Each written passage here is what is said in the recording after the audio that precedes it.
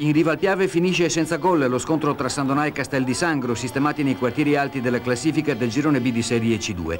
Un pareggio che premia la gara corta e tatticamente pregevole degli abruzzesi, formazione assai smaliziata, arcigna in difesa, rapida e aggressiva a centrocampo, e che sta sicuramente stretto ai biancazzurri locali, più volte vicinissimi al gol, soprattutto nel primo tempo. Ma quando si sbaglia troppo, vero Glerian?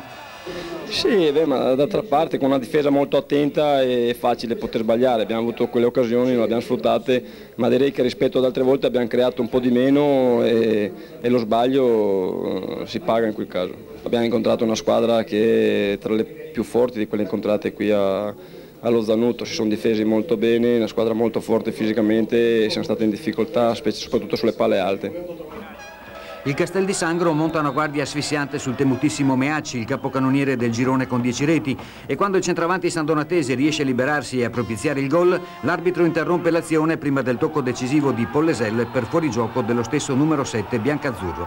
Allora ci prova Caverzan, scuola Juventus, su punizione, di pochissimo sopra la traversa.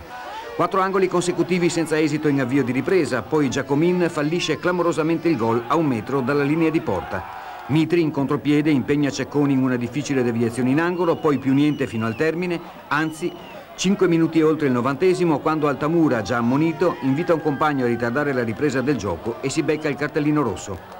Con 21 punti il San Donà passa ora al terzo posto di classifica, scavalcato dal Giulianova che ha battuto il Poggibonsi. Il Castel di Sangro